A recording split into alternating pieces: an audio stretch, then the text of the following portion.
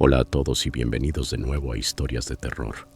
Sé que muchos de ustedes utilizan estos episodios para quedarse dormidos, así que, antes de que se entreguen al sueño, me encantaría que dejaran un comentario diciéndome desde dónde están escuchando en el mundo. Además, no olviden darle me gusta y suscribirse si están disfrutando de los episodios. Gracias por estar aquí.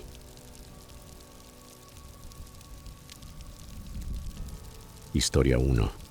Era el año 1965 cuando todo comenzó. Yo, Charles Hall, un joven meteorólogo de la Fuerza Aérea de los Estados Unidos, fui asignado a la base aérea de Nellis, en pleno desierto de Nevada. Mi tarea, al menos en los papeles, era sencilla: vigilar las condiciones meteorológicas y realizar mediciones atmosféricas para las pruebas militares. Eso era lo que decía mi descripción oficial del trabajo. El campo de tiro de Indian Springs, donde pasaba la mayor parte del tiempo, se encontraba a unos 30 kilómetros del famoso Área 51. En aquel entonces, en el ejército simplemente lo llamábamos Groom Lake. Era un lugar aislado, rodeado de montañas áridas y vegetación escasa, el escenario perfecto para lo que estaba por ocurrir. Rara vez tenía compañía durante mis turnos solitarios.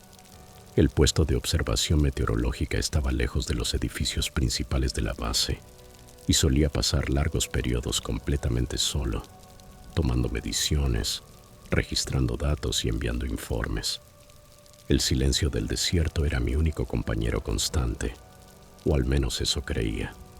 Durante una tarde de julio, el calor era sofocante, incluso dentro de la pequeña estación. Los instrumentos marcaban temperaturas cercanas a los 40 grados Celsius, algo habitual en la región. Me encontraba revisando las lecturas del anemómetro cuando noté un movimiento a través de la ventana, algo que no debía estar allí. Al principio pensé que era simplemente la luz del sol reflejándose en las dunas, una ilusión óptica común en el desierto.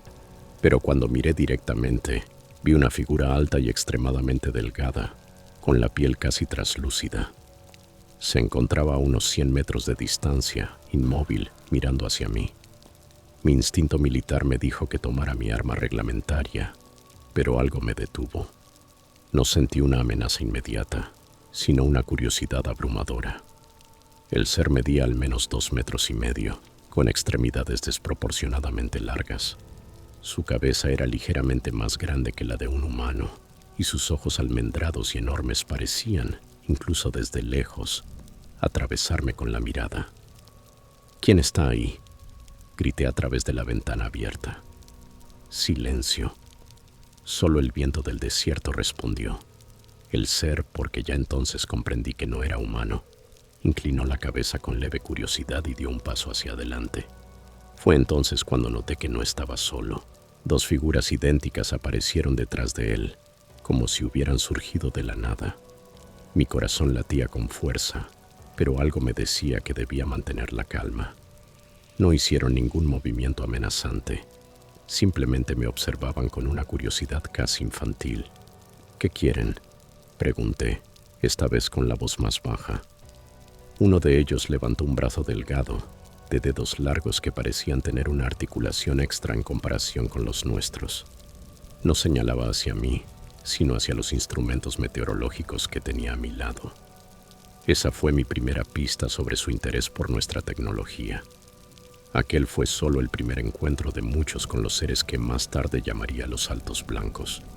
Durante los 2 años siguientes en Indian Springs, registré más de un centenar de interacciones con ellos. Cada reunión reducía poco a poco mi asombro inicial y aumentaba mi comprensión, limitada, sí, de esos visitantes. Con el paso de los meses establecimos una extraña rutina. Siempre aparecían a las mismas horas, como si siguieran un horario estricto. Nunca hablaban, al menos no de una forma que mis oídos pudieran percibir. Pero comunicarse, sí que se comunicaban. Recuerdo el día en que uno de ellos se acercó más que nunca. Era noviembre de 1965, y el frío del desierto cortaba como una cuchilla.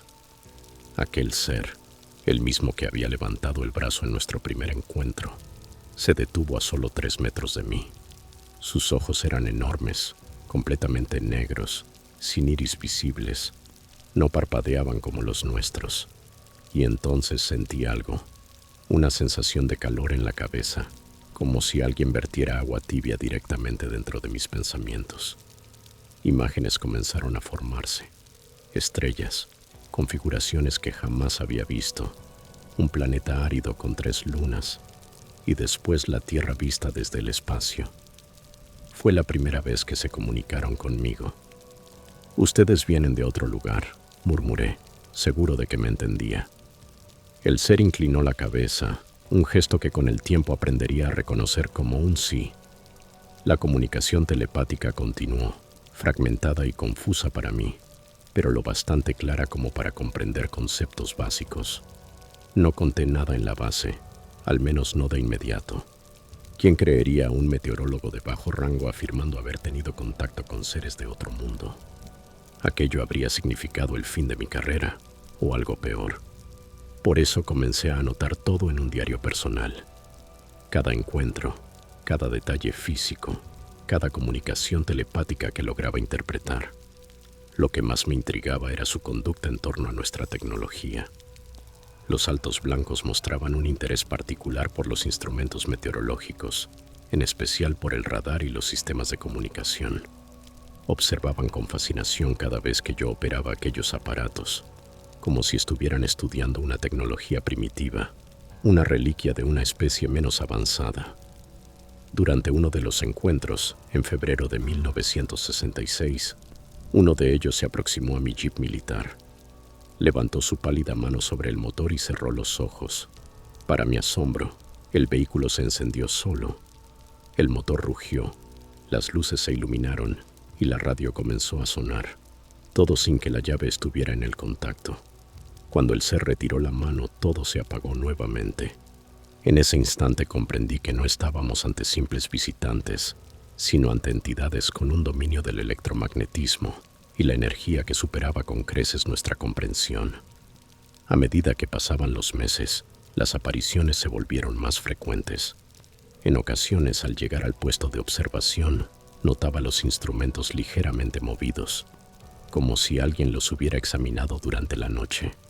Otras veces, los registros electrónicos mostraban datos extraños, secuencias numéricas que no correspondían a ningún patrón atmosférico conocido. Una mañana especialmente memorable encontré un pequeño objeto metálico junto al barómetro. Era una especie de disco plateado, del tamaño de una moneda, cuya superficie cambiaba de textura al tocarla. Al levantarlo hacia la luz, noté símbolos grabados que se asemejaban a constelaciones. Fue el único obsequio que me dejaron. Lo conservo hasta hoy, oculto, donde nadie más pueda verlo. El acontecimiento más inquietante, sin embargo, tuvo lugar en enero de 1967. Aquella noche estaba realizando mediciones nocturnas, algo poco común pero necesario para una prueba programada al amanecer.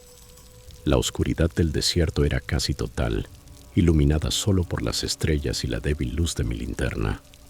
Entonces lo vi, un resplandor azulado en el horizonte, en dirección al Área 51. Al principio pensé que se trataba de una prueba militar, pero la luz se movía de manera errática. No coincidía con ningún tipo de aeronave o explosivo conocido. En cuestión de segundos se aproximó a gran velocidad hasta quedar suspendida justo sobre mí. Era un disco luminoso de unos 20 metros de diámetro, completamente silencioso, aunque emitía un zumbido eléctrico casi imperceptible que hizo que se me erizara la piel. Entonces ocurrió. Un rayo de luz intensa descendió desde el centro de la nave, y dentro de él flotaban 3 altos blancos que bajaron suavemente hasta el suelo. Uno de ellos, el mismo de siempre, a quien ya podía reconocer con facilidad, se acercó más que los otros. Las imágenes mentales que recibí aquella noche fueron distintas. Ya no eran fragmentadas ni confusas como antes, sino claras y precisas, como si quisieran mostrarme algo deliberadamente. Vi enormes instalaciones subterráneas bajo el desierto de Nevada. Vi otras especies además de los altos blancos, algunas humanoides, otras completamente ajenas a cualquier forma de vida conocida por nosotros. Vi tecnologías siendo transferidas, acuerdos siendo sellados. ¿Quién sabe de esto? Pregunté en voz alta, temblando, no de miedo sino de indignación. ¿Quién dentro de nuestro gobierno conoce su existencia? El alto blanco no respondió con palabras, pero las imágenes continuaron. Vi rostros de altos oficiales militares, científicos en laboratorios secretos, políticos reunidos en salas cerradas.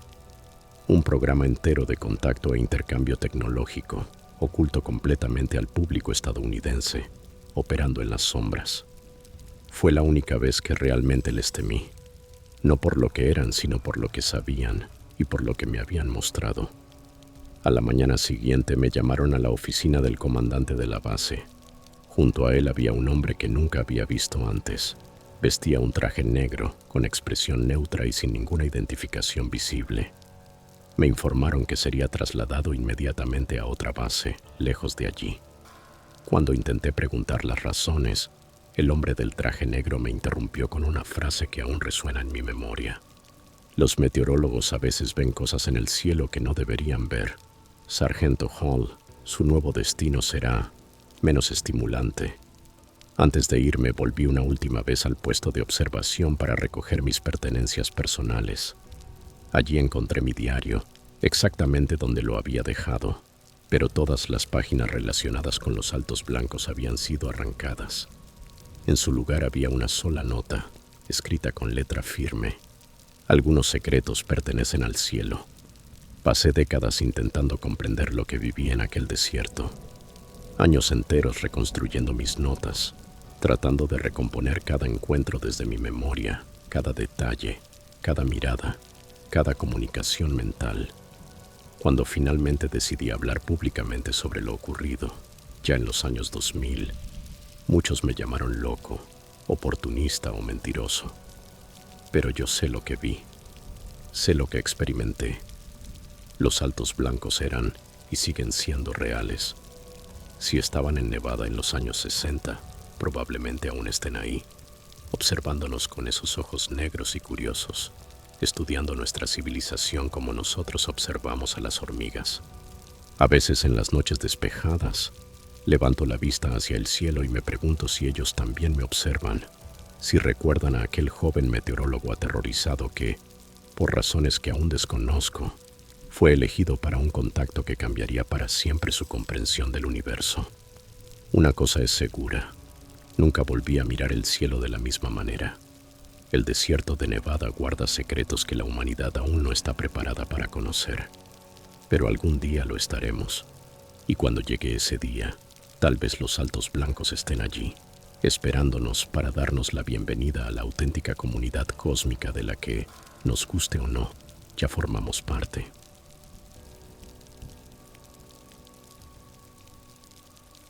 Historia 2. Desde niño siempre me sentí fascinado por los cohetes. Mientras otros soñaban con ser bomberos o policías, yo ya pasaba las tardes construyendo pequeños modelos de propulsión en el patio trasero. Esa pasión me llevó, años más tarde, a desarrollar sistemas de propulsión avanzada durante mi adolescencia. Pero nada pudo prepararme para lo que viviría en el verano de 1971. Una experiencia que cambiaría para siempre mi visión de la tecnología y de nuestro lugar en el universo. Mi nombre es David Adair. Muchos me conocieron como el chico prodigio de los cohetes, pero pocos saben la verdadera historia de lo que presencié en las profundidades de la instalación militar más secreta de Estados Unidos. Todo comenzó cuando, con apenas 17 años, desarrollé un motor de fusión electromagnética. Era un diseño revolucionario que aplicaba principios de geometría fractal para crear un sistema de propulsión mucho más eficiente que cualquier cosa que tuviera la NASA en ese momento. Mi cohete experimental atrajo la atención de las personas adecuadas, o tal vez, como más tarde comprendería, de las equivocadas. Recibí una llamada de Curtis LeMay, en aquel entonces uno de los miembros más respetados del Comando Aéreo Estratégico. Quería ver mi proyecto en funcionamiento. Para un joven científico, aquello era como recibir una invitación de Dios mismo. La prueba debía realizarse en la base aérea de White Sands, en Nuevo México, o al menos eso me dijeron al principio.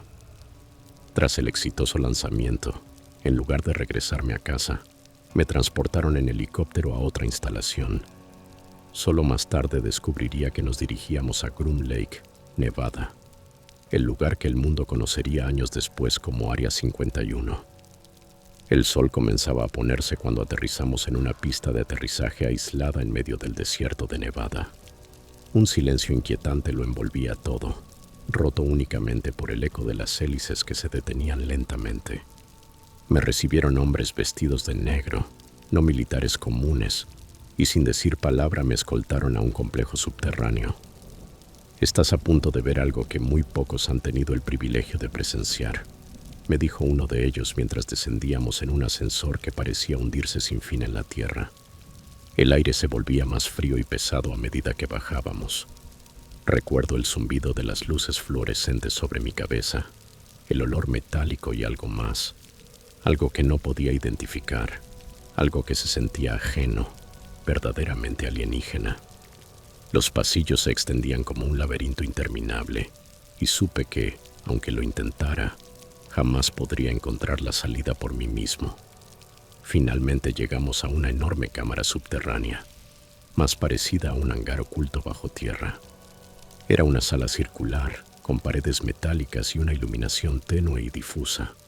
En el centro había algo que nunca olvidaré: un motor, si es que podía llamársele así. «¿Qué opinas de esto, chico cohete?», me preguntó el general LeMay, que acababa de entrar al recinto. Su rostro mostraba una mezcla de orgullo y cautela. El motor tenía el tamaño aproximado de un autobús escolar, y su superficie, lisa como el metal pulido, reflejaba colores iridiscentes que cambiaban conforme me movía a su alrededor. No tenía juntas ni remaches visibles. Parecía haber sido moldeado de una sola pieza. Pero lo más impactante no era su forma, sino su presencia. El objeto parecía estar vivo. «Queremos que lo examines», me dijo LeMay. «Tu motor de fusión utiliza principios similares, o al menos eso creen nuestros científicos». Avancé lentamente. Cuanto más me acercaba, más fuerte se hacía la sensación de que me encontraba ante algo consciente, algo que me observaba y analizaba. Al tocar su superficie, sentí una vibración sutil, casi como un pulso biológico. Fue entonces cuando comprendí que no se trataba simplemente de una tecnología avanzada, sino de una fusión perfecta entre lo orgánico y lo mecánico. Aquel motor alienígena parecía funcionar como un sistema sináptico, similar al cerebro humano, pero infinitamente más complejo. Sus estructuras internas se movían con fluidez, reaccionando a mi contacto, como si respondieran a un estímulo. No usaba combustible alguno. Su propio entramado molecular generaba y canalizaba energía mediante principios que desafiaban por completo nuestras leyes de la física. «Esto no fue fabricado», murmuré casi sin darme cuenta. «Fue cultivado». El general frunció el ceño. «¿Cultivado? ¿Qué quieres decir con eso?» «Que este motor no fue ensamblado pieza por pieza como hacemos con nuestras máquinas», expliqué. «Fue desarrollado como un organismo, cada componente integrado a nivel molecular. Es como comparar un reloj suizo con un corazón humano. Ambos son mecanismos, pero uno es construido y el otro evoluciona». El aire pareció enfriarse de repente. Mientras continuaba mi análisis, la fascinación dio paso a una inquietud creciente. Había algo profundamente perturbador en esa tecnología, una sensación clara de que no debíamos estar allí, de que estábamos interfiriendo con algo más allá de nuestra comprensión. «¿De dónde proviene esto?», pregunté al fin. El silencio que siguió fue pesado, casi insoportable. Los hombres intercambiaron miradas antes de que LeMay respondiera con voz grave. «Roswell, 1947. Pero eso no es lo importante ahora. Lo que queremos es entender cómo funciona». Seguí examinando el motor, pero con una creciente sensación de incomodidad. El artefacto parecía reaccionar a mi presencia, pulsando débilmente cuando me acercaba a ciertas zonas y emitiendo un brillo suave que variaba con mis movimientos. Y entonces ocurrió. Cuando intenté acceder a lo que parecía ser el núcleo del sistema, el motor se contrajo, o más bien se replegó, como si fuera un animal herido que se protege de un depredador. «Está Asustado, dije instintivamente dando un paso atrás. Uno de los científicos soltó una risa nerviosa. Tranquilo, muchacho. Es solo una máquina. No tiene emociones. Pero yo sabía lo que había sentido. Aquella tecnología no era solo avanzada, era consciente. De algún modo el motor estaba vivo. Fue en ese momento que entendí por qué me habían llevado allí. No buscaban únicamente mi opinión técnica. Querían que ayudara a desmontarlo, a diseccionarlo. Querían que violara algo que, evidentemente, poseía un tipo de conciencia. No puedo hacerlo, dije alejándome del artefacto. El rostro del general LeMay se endureció. No tienes opción, hijo. La seguridad nacional está en juego. Esto no es solo un objeto, repliqué con firmeza. Tiene una forma de vida. Desarmarlo sería como diseccionar a un ser vivo. Me miraron con expresiones que oscilaban entre el escepticismo y la preocupación. Para ellos yo no era más que un adolescente impresionable, quizás conmocionado por haber visto una tecnología superior. Pero yo sabía lo que había percibido. El motor se había comunicado conmigo, no con palabras ni imágenes, sino a un nivel primitivo, profundo y emocional. Las siguientes horas son un vacío borroso en mi memoria. Recuerdo discusiones acaloradas, voces elevadas, y luego me vi encerrado en una habitación apartada mientras decidían qué hacer conmigo. Yo había visto demasiado, y además me negaba a cooperar. Fue un joven sargento, cuyo nombre nunca supe, quien me ayudó a escapar. No sé si lo hizo porque también había presenciado algo que lo perturbó, o porque simplemente sabía que lo que hacían estaba mal. Me condujo por pasillos secundarios hasta una salida de emergencia. Me dio indicaciones rápidas para alcanzar la carretera más cercana y solo me dijo: nunca hables de lo que viste aquí. No solo lo negarán, destruirán tu credibilidad, tu carrera, tu vida. Durante años seguí ese consejo. Continué trabajando en sistemas de propulsión avanzada, colaborando en proyectos gubernamentales y civiles, pero siempre con el peso de aquel secreto sobre mis hombros. En mis sueños a menudo regresaba a esa cámara subterránea, sintiendo otra vez la presencia consciente de aquel motor alienígena. Solo décadas después reuní el valor suficiente para contar mi historia. Y tal como me advirtieron, fui ridiculizado. Me llamaron mentiroso, conspiranoico, loco. Científicos respetados descartaron mi relato como fantasías de alguien que buscaba atención. Pero yo sé lo que vi. Sé lo que sentí aquella noche en el Área 51. No fui testigo únicamente de una tecnología extraterrestre. Fui testigo del abismo entre nuestro entendimiento actual y las posibilidades del universo. Comprendí cómo nuestra arrogancia humana nos lleva a tratar como simples objetos cosas que, quizá, son mucho más que eso. Hoy, al mirar atrás, entiendo que aquella experiencia transformó por completo mi visión de la ciencia y de la vida. Aprendí que la verdadera frontera no está en el espacio exterior, sino en nuestra capacidad para reconocer formas de existencia y conciencia que desafían nuestras propias definiciones.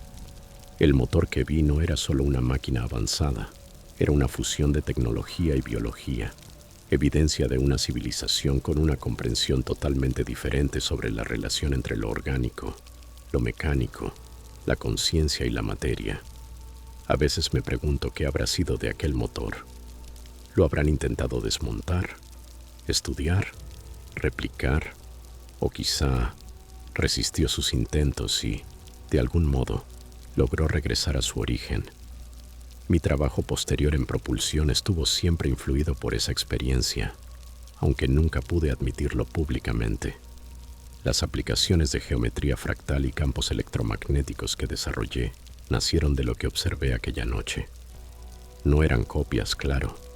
Nuestra tecnología está siglos por detrás, pero sí ecos lejanos de aquellos principios. Muchos se burlaron de mi historia sobre el motor consciente del Área 51, pero con el paso del tiempo, a medida que surgieron la inteligencia artificial y los sistemas neuronales, algunos empezaron a reconsiderarlo. Tal vez no sea tan absurdo imaginar una civilización capaz de crear tecnología con rasgos orgánicos, con cierto grado de conciencia. Si algo quiero dejar como mensaje, es esto.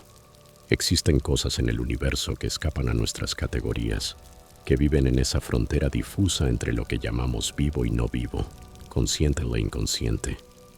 Nuestra tendencia a disecar, dominar y controlar puede cegarnos ante realidades más sutiles. El motor alienígena que presencié no era solo un objeto de otro mundo, era un recordatorio de que debemos ampliar nuestra definición de lo que merece respeto, asombro y reverencia.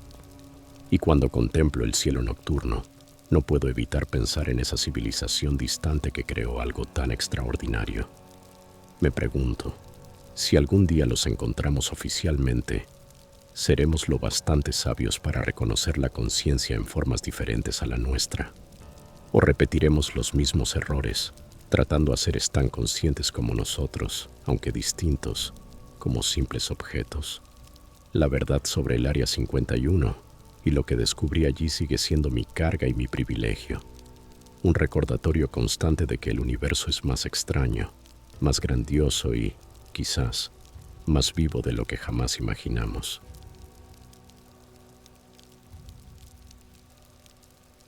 Historia 3.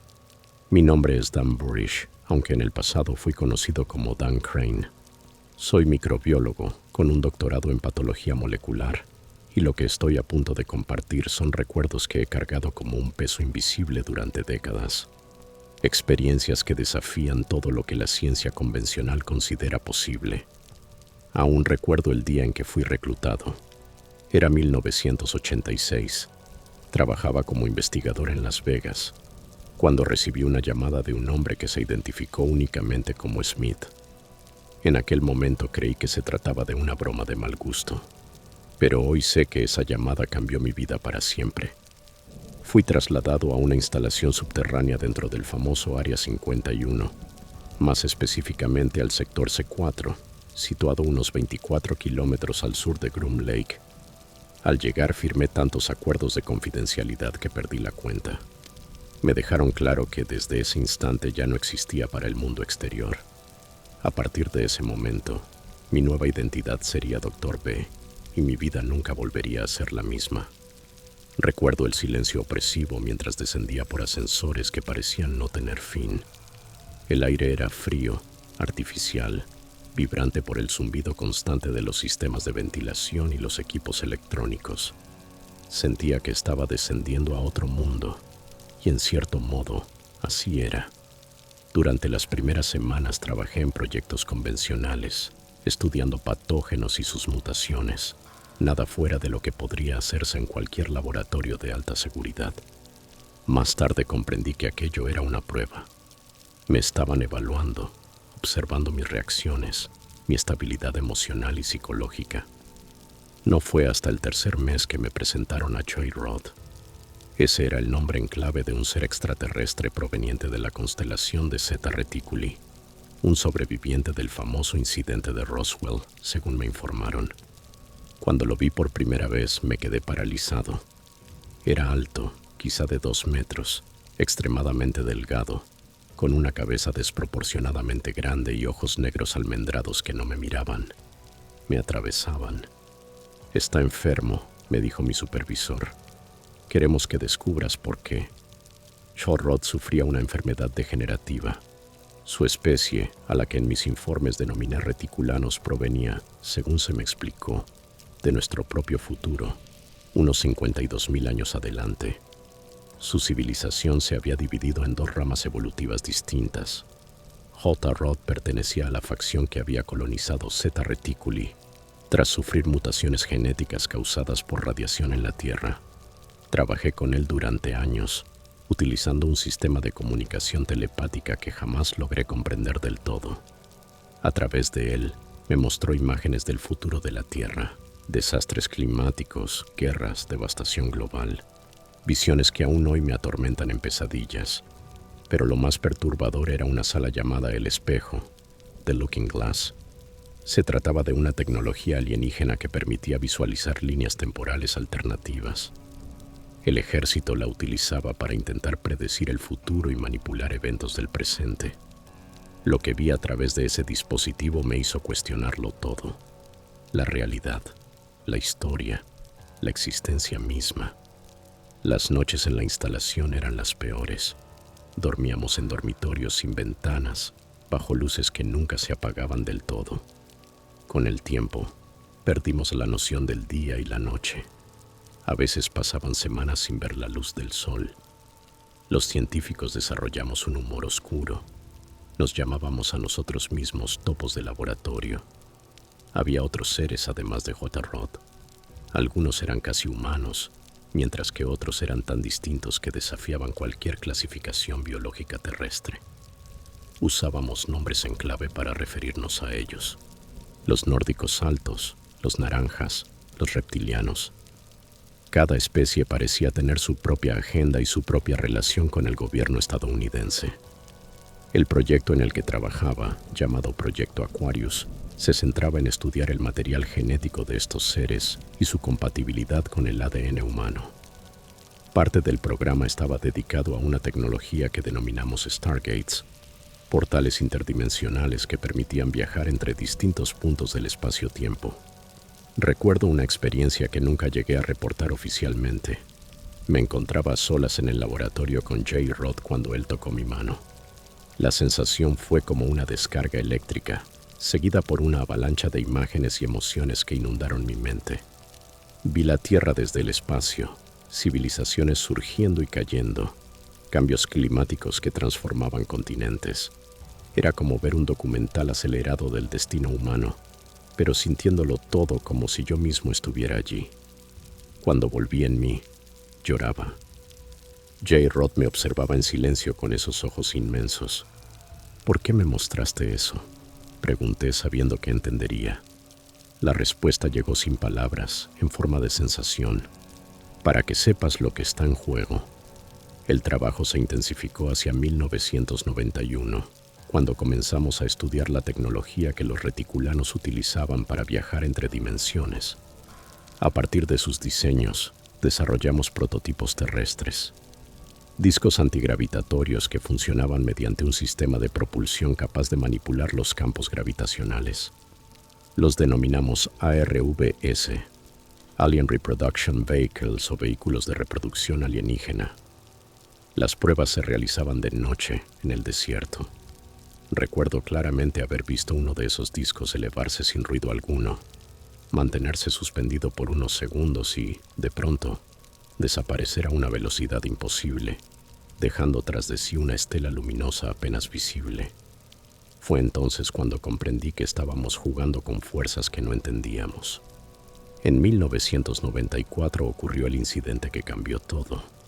Durante un experimento con el espejo, Looking Glass, se produjo una sobrecarga de energía. 3 técnicos murieron al instante. No hubo sangre ni heridas visibles. Simplemente cayeron al suelo como marionetas sin cuerdas. A partir de ese momento comencé a cuestionarlo todo. La información dentro de la instalación estaba extremadamente compartimentada. Nadie tenía una visión completa del programa. Cada científico conocía solo su pequeña parte del rompecabezas. Sin embargo, yo había visto demasiado y aprendido más de lo que debía. Empecé a llevar un diario codificado, escondido entre ecuaciones y notas científicas aparentemente triviales. En él documenté todo, mis hallazgos, las conversaciones telepáticas con J. Rod y los rumores sobre tratados secretos entre gobiernos humanos y civilizaciones no humanas. Uno de esos acuerdos, según los informes que pude leer, permitía abducciones limitadas de humanos a cambio de tecnología avanzada. Todo estaba supervisado por un grupo llamado Majestic 12, una red de control ultrasecreta creada tras el incidente de Roswell. De vez en cuando, figuras misteriosas vestidas de civil visitaban las instalaciones. No hablaban con nosotros, solo observaban y tomaban notas. Los llamábamos días de revisión, y cada vez que aparecían la tensión se palpaba en el aire.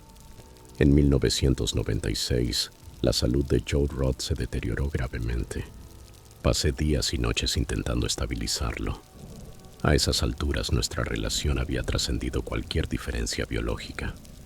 Nos unía algo más profundo. A través de la comunicación telepática, me explicó que su especie había perdido algo esencial durante su evolución. la conexión emocional, el alma, si se quiere llamar así. Por eso estudiaban a los humanos, intentaban recuperar aquello que habían extraviado. Una noche, mientras vigilaba sus signos vitales, compartió conmigo una visión de su mundo natal.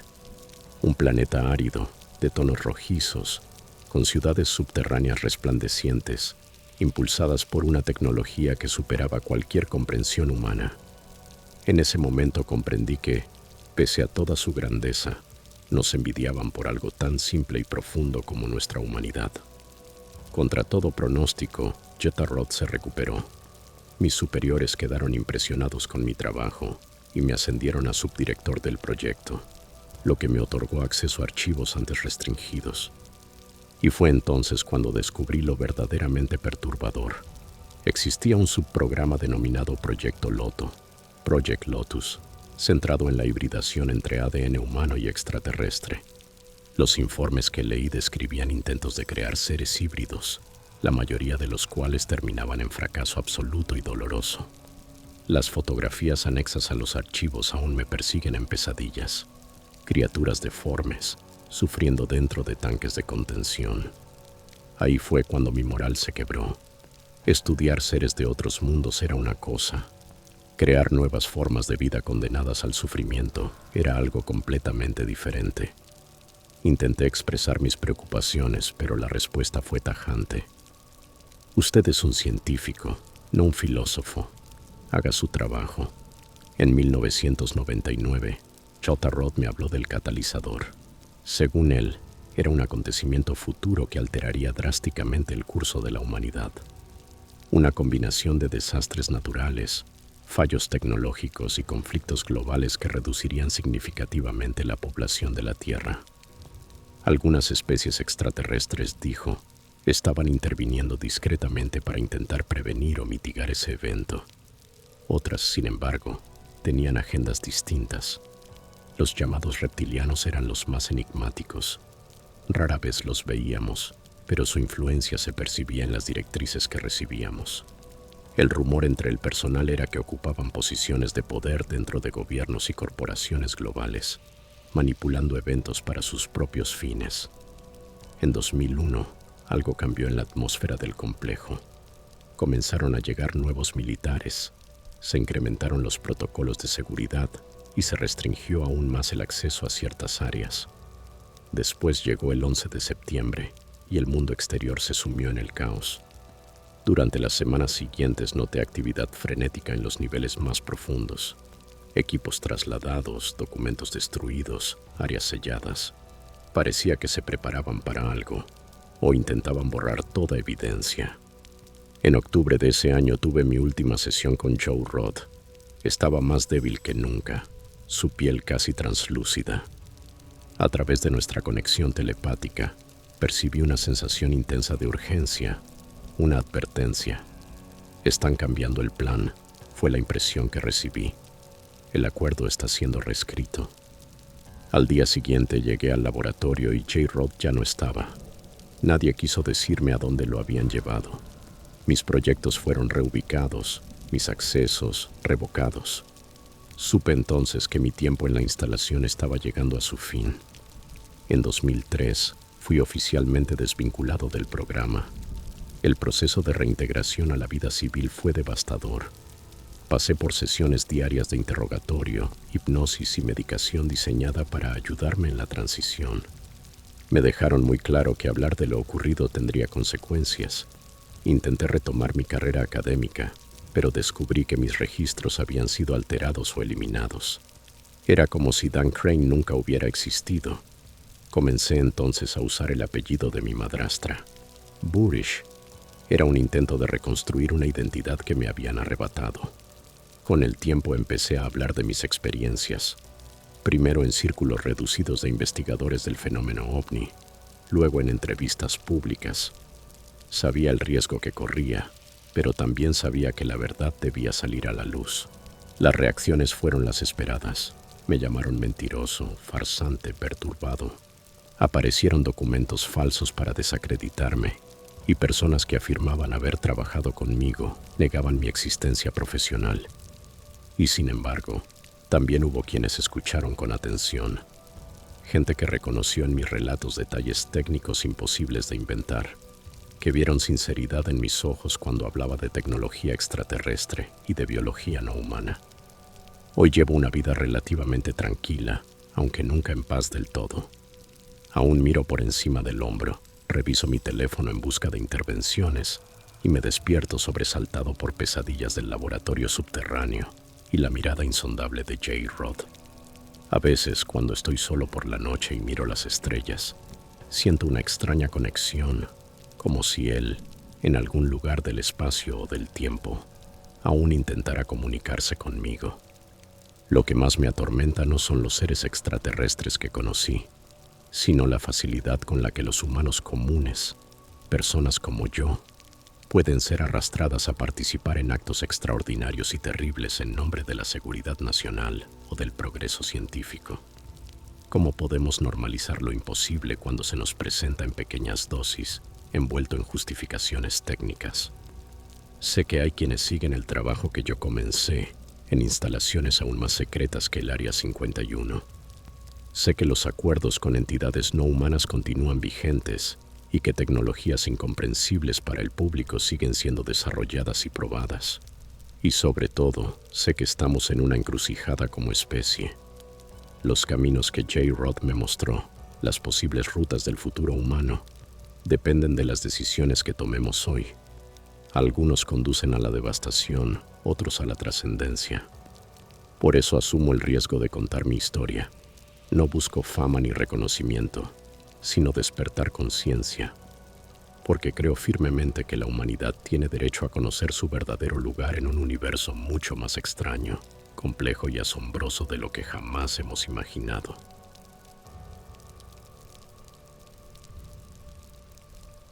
Historia 4. Mi nombre es Boyd Bushman, y lo que estoy a punto de compartir probablemente ponga mi vida en riesgo. Durante décadas trabajé como científico senior en Lockheed Martin, desarrollando tecnologías que la mayoría de las personas no podrían siquiera imaginar.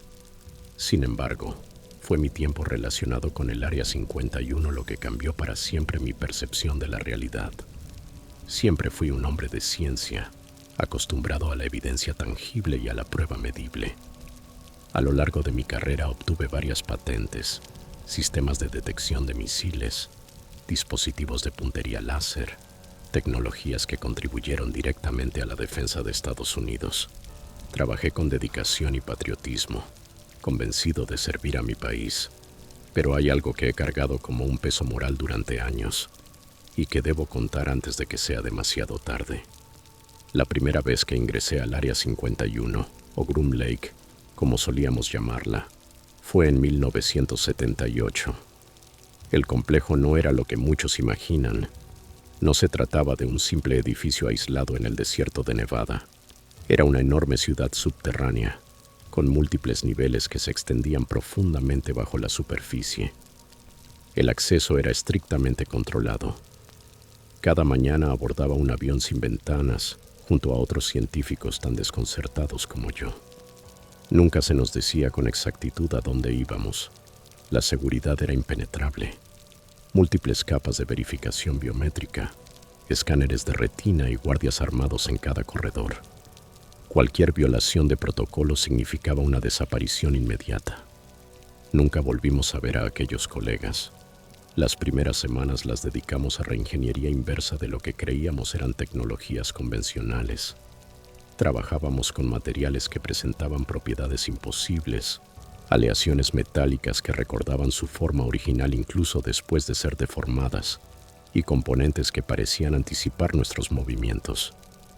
Al principio pensamos que eran avances soviéticos capturados, pero en la tercera semana descubrí la verdad. Me llevaron a un nivel más profundo del complejo, conocido como la Zona Azul. Allí, bajo una luz intensa del mismo tono, vi algo que desafió toda mi formación científica. Cuerpos no humanos preservados en cámaras criogénicas. Eran pequeños, de unos 1,20 metros de altura, piel grisácea, cabezas desproporcionadas, ojos negros enormes. Cada mano tenía 5 dedos, pero con articulaciones adicionales. Mis manos temblaban mientras examinaba los restos. Un coronel a mi lado habló con total serenidad. Empezaron a llegar después de Roswell. Este es solo uno de los lugares donde los estudiamos. Desde ese día las pesadillas comenzaron. Soñaba con esos ojos negros, con la sensación de ser observado incluso en mi habitación asignada. Varios colegas experimentaron lo mismo. Otros simplemente desaparecieron. En 1982 fui testigo de la primera comunicación. No fue como en las películas, sin palabras, sin dramatismo. Fue una transmisión de conceptos puros, directamente a nuestra conciencia. Trabajábamos con uno de los discos recuperados, una nave de unos 9 metros de diámetro. Su sistema de propulsión desafiaba todas nuestras leyes físicas. Manipulaba la gravedad mediante un proceso que apenas empezábamos a entender. Durante una prueba, el sistema se activó espontáneamente. Las luces titilaron y todos los presentes experimentamos la misma visión al mismo tiempo. Una secuencia estelar, un mapa tridimensional proyectado en nuestras mentes. Una de las estrellas pulsaba con intensidad. Días después, cada uno de nosotros dibujó de forma independiente el mismo mapa estelar. El terror no provenía de los seres, sino del silencio impuesto, de las amenazas veladas, de los colegas que hacían demasiadas preguntas y luego eran trasladados o reubicados.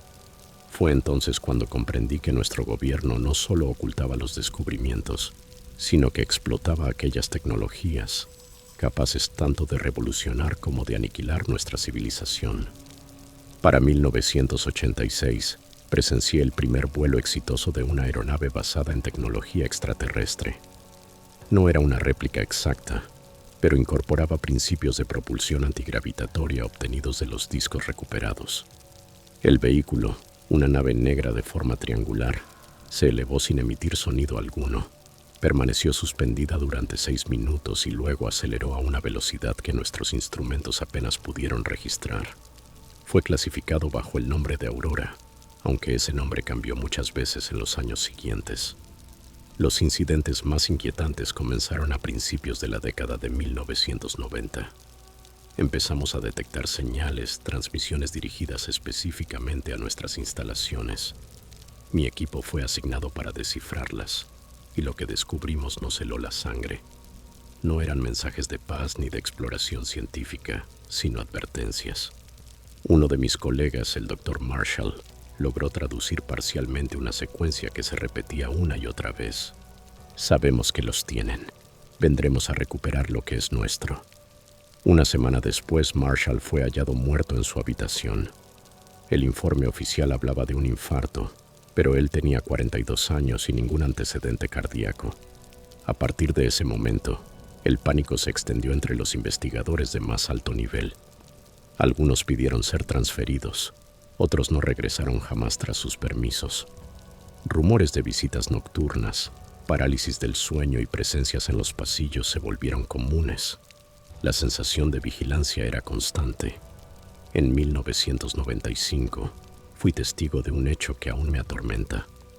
Durante una prueba de campo de una tecnología de camuflaje avanzado, basada en principios extraídos de los materiales de las naves, un objeto no identificado apareció en el cielo sobre la instalación. No era uno de nuestros prototipos.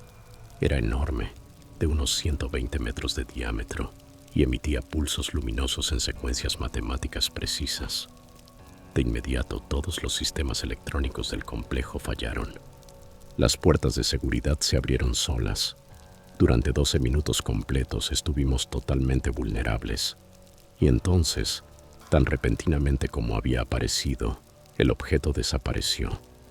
El informe oficial lo clasificó más tarde como una prueba de seguridad no autorizada, pero ninguno de nosotros creyó esa versión. Para el año 2000 pedí un traslado. Sabía demasiado como para ser liberado completamente, pero logré negociar un puesto menos sensible. Las pesadillas continuaron. Visiones de mapas estelares, ojos negros observándome, y la certeza de que todo lo que creíamos sobre nuestro lugar en el universo era falso. Muchos se preguntan por qué decidí hablar ahora. La respuesta es simple. Soy viejo. Mi tiempo se agota y la verdad es un peso demasiado grande para llevar a la tumba. El público tiene derecho a saber que no estamos solos, que existen tecnologías revolucionarias que se han mantenido ocultas y que decisiones monumentales sobre el futuro de la humanidad se han tomado sin conocimiento ni consentimiento público. Sé que habrá represalias. Ya he sobrevivido a 2 intentos de robo sospechosos. Mi teléfono está intervenido y desconocidos vigilan mi casa. Pero no estoy solo. Existen otros como yo, ex empleados del Área 51 y de otras instalaciones, que se cansaron de guardar silencio. Estamos organizados. La evidencia que poseemos se encuentra protegida en múltiples ubicaciones. La tecnología que vi podría proveer energía gratuita al mundo entero, revolucionar el transporte, eliminar enfermedades y extender la vida humana de forma drástica. Pero también podría crear armas de destrucción inimaginable. Esa es la verdadera razón del secreto. No el miedo al pánico que causaría confirmar la existencia extraterrestre, sino el poder devastador de las tecnologías derivadas. Mis días están contados, pero mi conciencia al fin está en paz. Trabajé durante décadas en la oscuridad, convencido de servir a un bien mayor. Hoy comprendo que el verdadero patriotismo exige luz, no sombras, verdad, no mitos convenientes. Si algo me sucede tras esta revelación, la gente sabrá por qué. No me arrepiento de mi carrera ni de mis aportes científicos. Solo me duele el tiempo que pasé perpetuando mentiras. Yo soy Boyd Bushman, ex científico senior de Lockheed Martin Skunk Works, rompiendo décadas de silencio. La verdad está ahí fuera, literalmente entre las estrellas. Y quiero que el mundo lo sepa. No todos los que están aquí han venido a ayudarnos.